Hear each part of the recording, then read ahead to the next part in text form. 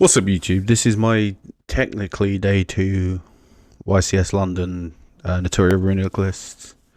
I went 6-3 in Swiss on day 1, which I think was enough to make day 2.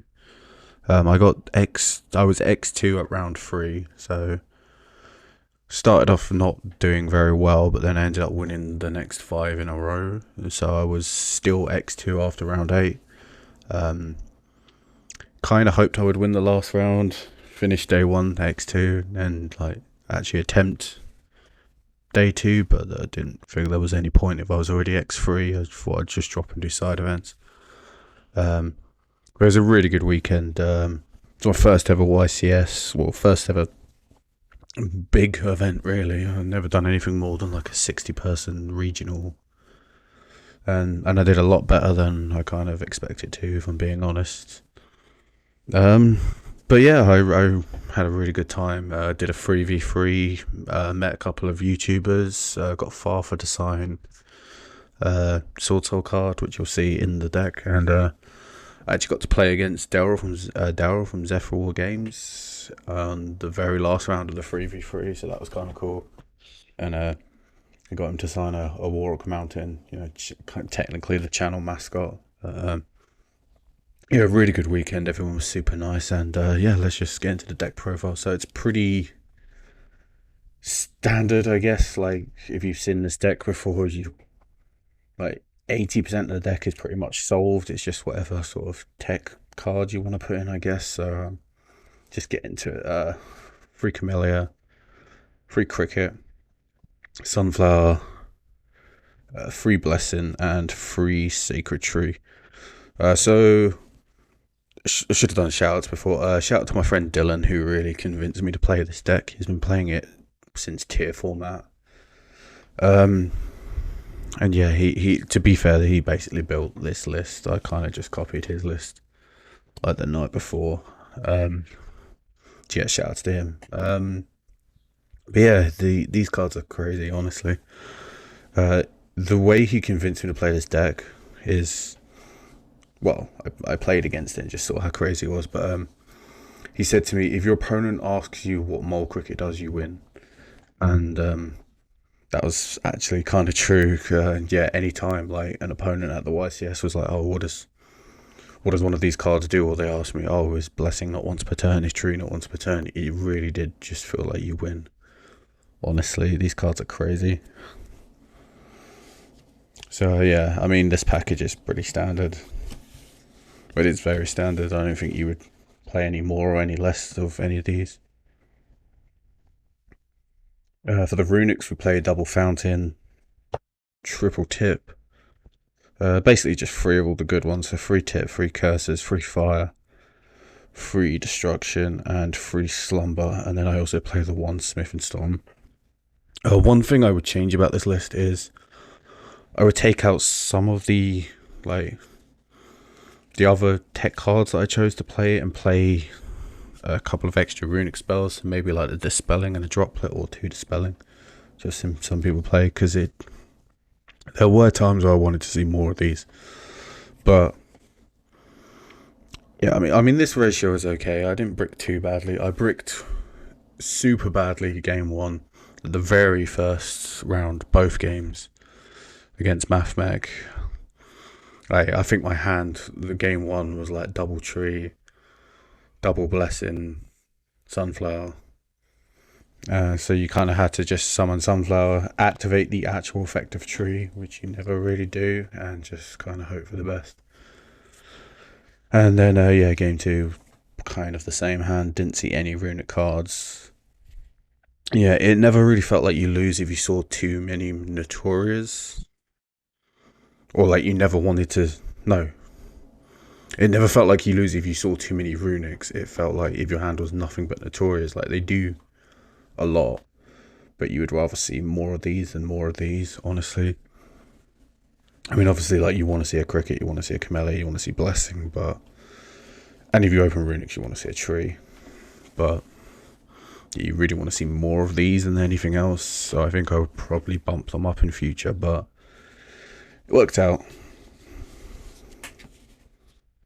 And then for the tech choices, triple ash. I didn't play against any branded. Well, that's not true. I played against one branded in the first round of the 3v3 that I played on the Sunday. But I expected a lot more, if I'm being honest. Hey, Ash is one of those cards. It's like, it's always kind of mid to good. It's never game-winningly strong, but it's never really bad either. But I just like Ash, and I thought, like I said, I'd play against a lot more branded, and I really just don't want to get hit by branded fusion. And then triple nib. I know nib's kind of dropped off at the moment, but I felt like I just wanted it in the main, honestly. Like, I was kind of going back and forth. Do I want to play nib in the main? Do I want to play a kaiju in the main? Do I want to play another tech card in the main that you can see in the side there? And in the end, I just settled for Nibiru because I thought, like, game one against Cash, like, I was kind of trying to big brain the meta. It's like, Nibiru's fallen off, but maybe if I go against Cash, game one, they might not play around it because it has fallen off, and that kind of worked out against the Cash. I only played one Cash opponent day one, and I did nib him at game one, and it won me the game. And then again at the 3v3, none of my Cash opponents played around Nibiru in round one, exactly as I expected. But yeah, it was good. I just, like a Rise Heart pass you can deal with. It can be annoying, but you can deal with that. And then for like Kirikara, if they go the full board and they lock all your monster zones, like, yeah, Kirikara is better as a 6th card than Nib, but if they lock all your monster zones, you can't use it anyway. I just didn't want to get completely blown out of the game by Cash Tira without getting a chance, so that's why the Nib is in the main, and it worked out. And it was also good against like other random decks. Like, I played free Math Mech, and it was great against that as well. Then for the last hand trap, I actually played 2 Ghost Mourner. Again, Dylan sold me on this card. It was kind of like Ash. I think it was, honest, out of all the hand traps, this was probably the best one. Like, not best in terms of the strongest, but best in terms of it kind of hit the most, I guess. Like, it did. Like, Nib only came up a few times. Sometimes it was dead. Sometimes it won the game. And then Ash was always like, it hit something, but it never ended their turn. Whereas like Mourner, like, at worst, it always hit their combo pretty hard. At best, it did stop their turns. So Mourner was great, honestly, but I think I'd cut it in the future for the 2 extra Runicks. Or I'd maybe cut these 2 cards. And again, this is a tech choice by Dylan. So the 2 Ishizu Shufflers. This isn't something I've seen any lists play since Ishizu tier got hit. You kind of played these for that deck. And the way my friend Dylan, again, shout outs to him, I keep bringing him up, but it is his idea. The way he mentioned it to me, or sold me on it, is Blessing is the best card in your deck. Imagine playing 9 of it. And yeah. So in matchups, it's good. It's really good. Like I said, I played 3 Math Mech, so shuffling back the Alum, the what's it called, Super Factorial targets are really good. Any kind of Runic games, shuffle back their dual 3s. In the mirror, which this game won me the mirror because I just shuffle back their cricket, and it just really helps your grind as well. It gives you it gives you 5 good discard targets with tree off of the Runic spell or the Hugin. It's also level 4, so like you can normal summon it and either just leave it on the field in like bad hands as it's an extra disruption, or just synchro play with it. If you have like a Coral Dragon or something like that. But yeah, it just really helps you grind. Like, if you can hit an opponent's card, say they've got like 1 card that you want to hit, you just put that and a tree and a blessing, and then it's like I said, in the mirror, you just are able to outgrind your opponent. Against other Runic card decks, you're able to outgrind your opponent. It's one of the things I love about this deck. Like, it's not really a combo deck. It's more of it's like a mid combo slash control deck, and these just really add to your grind game, and they're great. Yeah, I don't know if I'd keep playing either these or these, but I would cut one of them for the extra runic card. So that's the main deck, 41 cards. I said pretty happy. The only change I would make would be playing the additional runic spells and maybe cut it down to 40. Sorry, extra deck. So we played 2 Hugans, 2 Jerrys. I don't think you need any more of either of these. Yeah, like the third copy of either of them never came up. Nat Beast is crazy. Like against any other runic deck, and there was a lot of runic decks there. I didn't play as many as I would like, but they were there. You activate a runic card, mill, see they're playing runic, you make Nat Beast, and you win the game pretty much on the spot. And you can just like bring about a Camellia, you can bring out a Blessing. So it's really just difficult. If a deck loses to Beast, it's really difficult for them to. Like the game is technically just over once you get Beast on the field, because you can always bring it back. And then Barkion, I picked up the Ghost Rat at the event. It's okay. But again, I expected more lab, or more trap decks in general, because I always go against random trap decks at any kind of event. But yeah, I never actually went against any. The only time I summoned this, I had Beast, Cricket, Camellia on the field, which is like a typical end board that you do with a Blessing set. They tried to go to the battle phase, end of main, tribute Cricket, bring out Camellia, get another Blessing back with follow up, and then just let's see if they still went to battle phase, made this with the Blessing, and then get back to Mold Cricket. And then yeah, with from there you kind of just if sorry, I'm still very tired recovering from London, even though it's been 3 days. But yeah, it stops evenly matched is what I was trying to get to. It's just very good. And like I said, it's the same way Beast works against spell decks. If you play against a trap deck, you just make Barkion. And that end board, which I just said, is like typically your kind of go-to if you've got the more Naturias in hand. Like the Blessing set with the Beast and the Negate. Because then if they do just go like set 4, you in their turn you can just make Barkion, so they can't. It shuts off all their back row. It's kind of nice. Then a Charge Warrior, link up and sync her up into Baron, and then draws your card.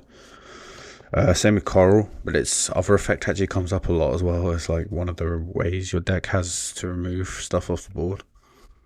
And it also lets you discard Tree, which is kind of nice. Scarlight, which was our sort of time card. I never went to time, so it never came up. It never came up for its time effect. But yeah. So it kind of has the same effect as Exaton Knight, where it just destroys everything on the field. But unlike Exaton Knight, you don't need, the whole less cards in hand and field total as Exaton Knight does. So like, there were times where I just needed a board clear, and if you have access to Exaton, you normally have access to this as well, because it's an 8, so you always have 2 4s, typically. And yeah, so this was most of the time just our board wiper choice, and it was fine. Baron's crazy in this deck. Like, you can make it almost every turn. You can like I said, you're kind of a control deck, so you can just grind. You can use Baron really aggressively and then just make it again on the following turn by like putting it back, summoning a Charge Row, and then just using Camellia. Really nice. And then a Chen Ying as well, as you can see, summoned by Farfa. I really summoned this once, but in theory it's just like you control the game with Runics, put a ton of banished cards on the field, get to a point where you then don't have to use Runics to stop them because you're just at such a big advantage. And then if they refuse to scoop, you just go to battle and, show them that they should have scooped 10 minutes ago. Like I said, it never really came up because everyone, a lot of people have clearly played against this deck a lot, and they just sort of like, if you're in a winning position, they will just scoop straight away. And then Babushka never made it. Dukara's made it quite a few times. Exton Knight we made once. And then for the last card, it's just the Donna for hire. I love how this card's just kind of become a staple of like a lot of Runic decks. It's just gets rid of a card, clears your extra monster zone, so you can summon off the Runic cards. Just like, and if they're playing like Ibli or something, it's just like the generic out to that as well. So yeah, kind of nice. I think like this is very standard. I don't think anyone's playing a different. And then a side deck. To Kirikara, we did not test this card much leading up to the event. I actually bought these at the event. It was okay. Well, it's okay in theory. Like I said, I only played one cash tier day one, and then two in the 3v3. And this card was kind of bad for me, honestly, because I just didn't play against that much cash tier, and it was the only thing I put it in for. Because it just didn't seem that good against other decks, but maybe I'm just a dumbass and need more testing with it. But like, I drew this against cash 3 times. Once I drew it with a kaiju on a Rice Heart Pass, which is why kaiju's there as well for other stuff. And it was just better to kaiju them than it was to use this. So I just kaiju'd them. The other time was against Zephyr War Games. The only thing he had on the board was the Red Eyes Flare Mole. So I could have cleared that, but I'd lost anyway. And then the third time I opened it, he had already done the third board wipe, so I couldn't use it anyway. So yeah, I need to practice more with it, I think, but it just didn't feel great. But I know obviously it's like very hyped up now. Everyone in like Top Cut was playing it. It won the finals of the same YCS pretty much. So yeah, I'm probably wrong, but I just didn't like it that much. And then Gamma was really good this event. Not even just against Cash. It went in against like pretty much any time I went second, honestly. And it would always just clear like a big annoying thing that you want to get rid of. It's kind of the point. Bell, I wasn't sure about Bell going into the event, but it was probably the best card on my side deck, if I'm being honest. I said I played 3 Math Mech, so it was great against Math Mech. It's great in the mirror. What else did I play? Don't know. This also went in like a lot of. Probably sided this in more than anything else, and it was always good. So yeah, I'm happy I played this. But yeah, it's not great against Cash. But like again, I kind of went in expecting Branded and Lab, and it's good against both of those, but I didn't see any of those, so that was the logic behind putting it in the side. The one Munin for, it's a time card. I never went to time, so it never went in. I could cut this and not miss it at all, but it was there just in case. And then a Duster. It's Duster, 3 evenly. Yeah, I probably should have just mained this, honestly. This card always went in if I went second. And then a 2D barrier. Again, branded. It's like okay against Cash, but not great. Okay against like Math Mech. That's not why it's there, but it went in for those matchups, and yeah. But yeah, that's the list. Like I said, I would definitely change it up. It was kind of last minute to play this deck. My friend Dylan convinced me because it was this or play like Dark World or Tier, and I didn't particularly feel good about either of those. But I really like this deck. I definitely want to get some more practice in. Change the list up a bit. I've got a regional coming up next month. I'll probably play this. So yeah, I will kind of update the profile before then, I think, and hopefully win that regional. So thank you for watching. Hope everyone had a good weekend if they went to a YCS, and enjoy the rest of your day.